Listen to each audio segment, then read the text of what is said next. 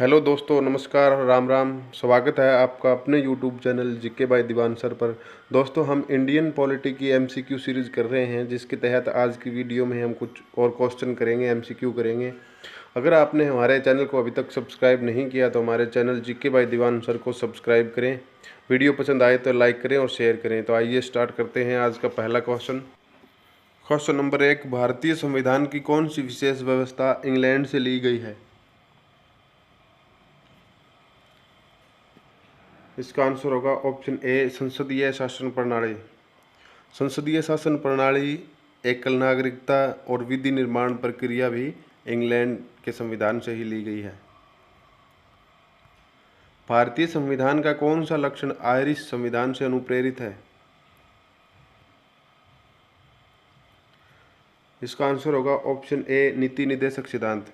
इसके साथ साथ राष्ट्रपति के निर्वाचक मंडल की व्यवस्था भी आयरिश संविधान से ही अनुप्रेरित है। भारतीय संविधान का सबसे बड़ा स्रोत क्या है? इसका आंसर होगा option D, government of India act 1935, यानी भारत परिषद अधिनियम 1935। भारत की संघीय व्यवस्था किस देश की संघीय व्यवस्था से अधिक समानता रखती है? इसका आंसर होगा ऑप्शन बी, कनाडा से। संघीय व्यवस्था के अंतर्गत विभिन्न राज्य एक संविदा द्वारा एक संघ की स्थापना करते हैं और इसी संविदा के अनुसार एक संघीय सरकार एवं अनेक राज्य सरकारें संघ की विभिन्न और अलग अलग इकाइयां हो जाती हैं। भारतीय संविधान में समवर्ती सूची की अवधारणा कहाँ से ली गई है? इसका आंसर होगा ऑप्शन बी, ऑस्ट्रेलिया से। भारतीय संविधान में समवर्ती सूची की अवधारणा ऑस्ट्रेलिया से ली गई है और साथ साथ प्रस्तावना की भाषा भी ऑस्ट्रेलिया से ही ली गई है। भारतीय संविधान के अंतर्गत संघ और राज्यों के बीच शक्तियों के विभाजन किसकी प्रेरणा पर आधारित है? इसका आंसर होगा ऑप्शन बी, भारतीय संविधान के अंतर्गत संघ और राज्यों के बीच शक्तियों के विभाजन कनाडा के संविधान की प्रेरणा पर आधारित है। मौलिक कर्तव्य कहाँ से लिए गए हैं? इसका आंसर होगा ऑप्शन सी, रूस के संविधान से। भाग 4 के अनुच्छेद 51 से इनके तहत मौलिक 11 मौलिक कर्तव्य हैं। 10वें मौलिक कर्तव्य को 42वें संशोधन के तहत जोड़ा गया था और 11वें मौलिक कर्तव्य को 2002 में 86वें संविधान संशोधन के तहत जोड़ा गया था। नीति निर्देशक सिद्धांत कहाँ से लिए गए हैं? इसका उत्तर होगा ऑप्शन डी, आयरलैंड से। भारत के संविधान निर्माताओं ने न्यायिक पुनरावलोकन के विचार को कहाँ से ग्रहण किया है?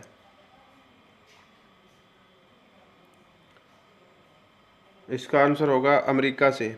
अमेरिका से हमने मौलिक अधिकार, न्यायिक पुनरावलोकन, संविधान की सर्वोच्चता, उच्च न्यायालयों के न्यायाधीशों को हटाने की विधि की अवधारणा भी हमने अमेरिका से ही ग्रहण की है। कानून के समान संरक्षण वाक्य कहाँ से लिया गया है?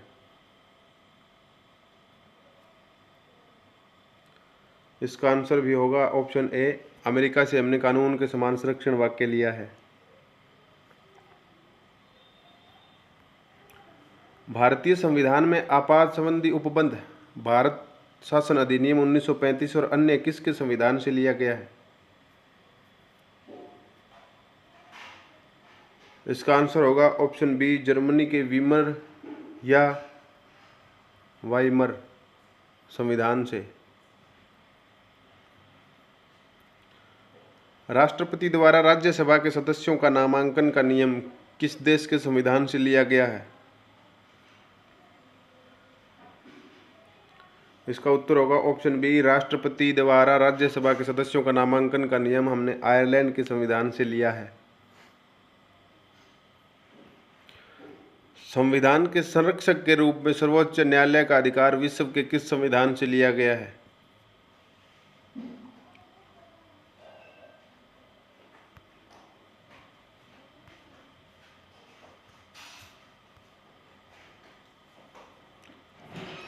इसका आंसर होगा ऑप्शन सी, अमेरिका के संविधान से। भारतीय संविधान में उल्लेखित स्वतंत्रता, समानता और बंधुत्व की संकल्पना किससे प्रेरित है? इसका आंसर होगा ऑप्शन ए, भारतीय संविधान में उल्लेखित स्वतंत्रता, समानता और बंधुत्व की संकल्पना फ्रांस के संविधान से प्रेरित है। दोस्तों, भारत की तरह ही फ्रांस में कोई धर्म अपनाने की पूर्ण स्वतंत्रता है और फ्रांस ने अभी तक किसी भी धर्म को राज्य धर्म घोषित नहीं किया है।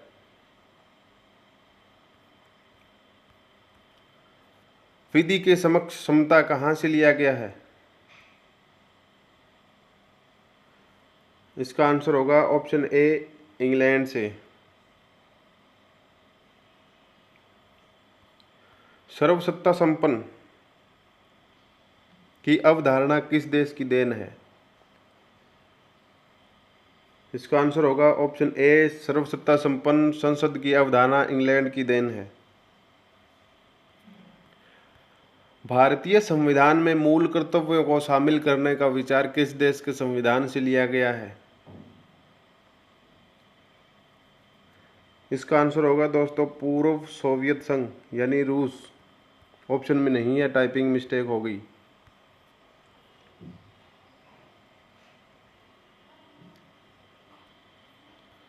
इस संयुक्त राज्य अमेरिका के संवैधानिक आदर्शों पर भारतीय संविधान में कौन सी व्यवस्था ली गई है?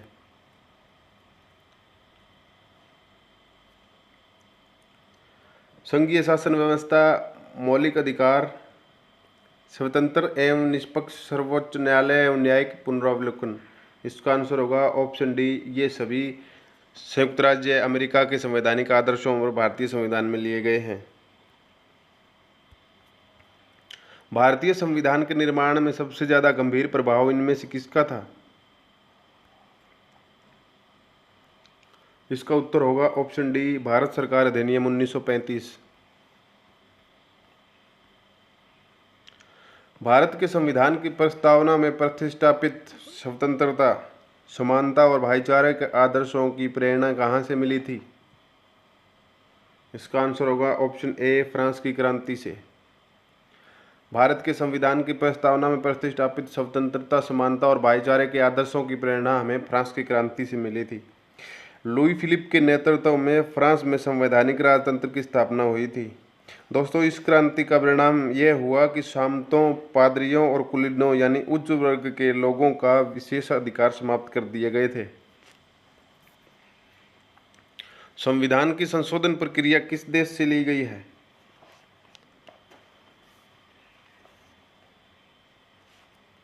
इसका आंसर होगा ऑप्शन डी, दक्षिण अफ्रीका से।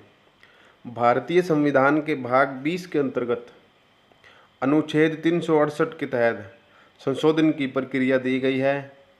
इसमें सिर्फ संशोधन की प्रक्रिया दी गई है, ना कि संशोधन करने की शक्ति। संसदीय शासन प्रणाली सबसे पहले किस देश में विकसित हुई थी? इसका आंसर होगा ऑप्शन ए, ब्रिटेन। ब्रिटेन में संसदीय शासन प्रणाली सबसे पहले विकसित हुई थी। इनमें से कौन सा लक्षण अमेरिका के संविधान से लिया गया है? न्यायिक समीक्षा, मौलिक अधिकार, सर्वोच्च न्यायालय के न्यायाधीशों को पद से हटाने की विधि, या ऑप्शन डी, यह सभी। इसका आंसर हो गया ऑप्शन डी, यह सभी। न्यायिक समीक्षा, मौलिक अधिकार, सर्वोच्च न्यायालय के न्यायाधीशों को पद से हटाने की विधि, न्यायिक पुनरावलोकन, ये सभी अमेरिका के संविधान से ही लिए गए हैं। संविधान के किस भाग में संविधान संशोधन की प्रक्रिया का उल्लेख है? अभी पीछे हमने डिस्कस किया था। इसका आंसर होगा ऑप्शन सी, भाग 20 अनुच्छेद 368 के तहत संशोधन की प्रक्रिया दी गई है, न कि संशोधन करने की शक्ति। संविधान के भाग 1 में किसका वर्णन है? इसका आंसर होगा ऑप्शन ए, संघ और उसका राज्य क्षेत्र भाग 1 में वर्णित है। भारतीय संविधान के किस अध्याय में जनता को मूल अधिकार दिए गए हैं? इसका आंसर होगा ऑप्शन ए, भारतीय संविधान के भाग 3 में जनता को मूल अधिकार दिए गए हैं। क्वेश्चन नंबर 27, भारतीय नागरिकों के मूल कर्तव्यों का विवरण संविधान के किस भाग में दिया गया है? इसका आंसर होगा ऑप्शन बी भाग 4 क में। भारतीय नागरिकों के मूल कर्तव्यों का विवरण संविधान के भाग 4 क में दिए गए हैं। संघीय कार्यपालिका की व्याख्या संविधान के किस भाग में की गई है?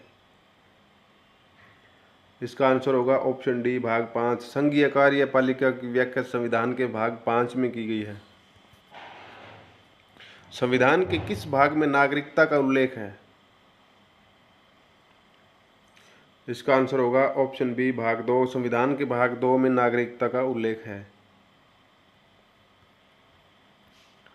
वर्तमान संविधान में कुल कितनी अनुसूचियां हैं? इसका आंसर होगा ऑप्शन सी 12 अनुसूची। संविधान सभा की प्रारूप समिति द्वारा प्रस्तुत संविधान में कितनी अनुसूचियां थी? इसका आंसर होगा ऑप्शन बी 8।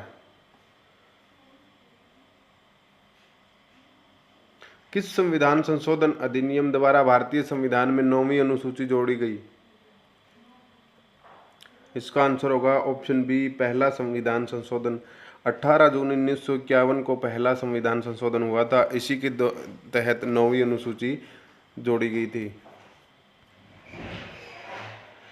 क्वेश्चन नंबर 33, 52 में संविधान संशोधन अधिनियम 1985 ईस्वी में कौन सी अनुसूची को भारतीय संविधान में शामिल किया गया था? इसका आंसर होगा ऑप्शन बी 10वीं अनुसूची को। 52वां संविधान संशोधन 1985 में हुआ और 10वीं अनुसूची को भारतीय संविधान में इसी के तहत जोड़ा गया था। 73वें संविधान संशोधन अधिनियम द्वारा भारतीय संविधान में कौन सी अनुसूची जोड़ी गई थी? इसका आंसर होगा ऑप्शन सी 73वें संविधान संशोधन अधिनियम के तहत 11वीं अनुसूची जोड़ी गई थी और 73वां संविधान संशोधन 1993 में हुआ था।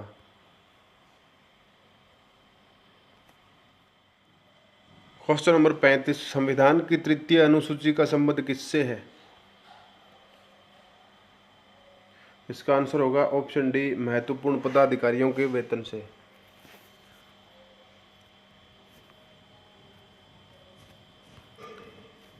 इनमें से भारत के संविधान के किस एक अनुच्छेद या अनुसूची का संबंध सबशासी जिला परिषदों से है? इसका आंसर होगा ऑप्शन सी 6ठी अनुसूची का संबंध सबशासी जिला परिषदों से है। भारतीय संविधान की 8वीं अनुसूची का संबंध किससे है? इसका आंसर होगा ऑप्शन सी भाषाओं के साथ। किस राज्य के आरक्षण विधेयक को 9वीं अनुसूची में शामिल किया गया है?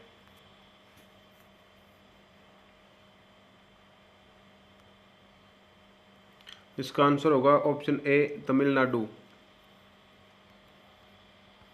आंध्र प्रदेश से अलग होकर एक नए राज्य तेलंगाना का गठन हुआ है। इससे भारतीय संविधान की किस सूची में परिवर्तन होता है?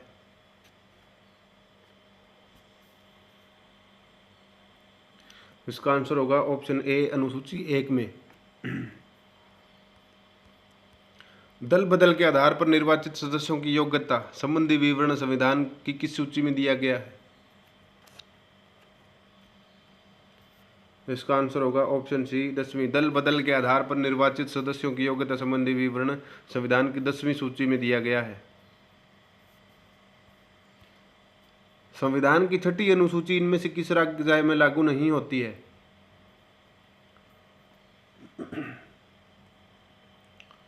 इसका आंसर होगा ऑप्शन डी मणिपुर। संविधान की 6ठी अनुसूची इनमें से मणिपुर में लागू नहीं होती है। भारतीय संविधान की 11वीं अनुसूची किससे संबंधित है?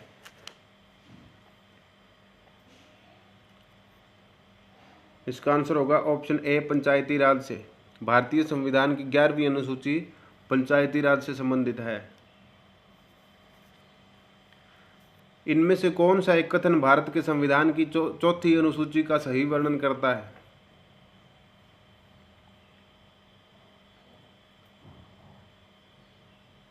इसका आंसर होगा ऑप्शन डी। संविधान की चौथी अनुसूची का सही का वर्णन है।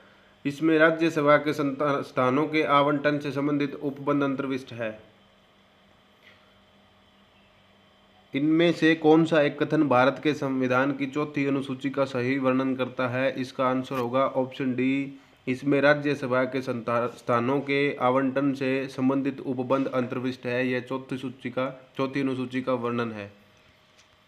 भारतीय संविधान में 9वीं अनुसूची कब परिवर्तित हुई? इसका आंसर होगा ऑप्शन ए, प्रथम संविधान संशोधन द्वारा। भारतीय संविधान की निम्न दी गई अनुसूचियों में कौन सी सूची राज्यों के नामों की सूची तथा राज्य क्षेत्रों का ब्यौरा देती है? इसका आंसर होगा ऑप्शन ए, पहली। भारतीय संविधान की पहली अनुसूची राज्यों के नामों की सूची तथा राज्य क्षेत्रों का ब्यौरा देती है। इनमें से कौन सा कथन संविधान के चतुर्थ अनुसूची को सही वर्णित करता है? इसका आंसर होगा ऑप्शन बी। यह राज्यों के परिषद में सीटों का बंटवारा करता है। यह वर्णन संविधान की चौथी अनुसूची में है। भारत के संविधान की किस अनुसूची में विभिन्न राज्यों में अनुसूचित क्षेत्रों के प्रशासन और नियंत्रण के लिए विशेष उपबंध है?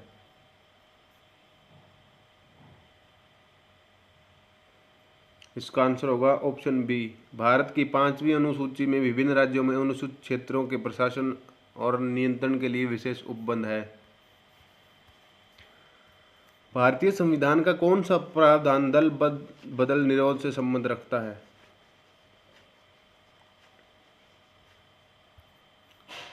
इसका आंसर होगा ऑप्शन बी। 10वीं अनुसूची का जो प्रावधान है वो दल बदल निरोध से संबंध रखता है।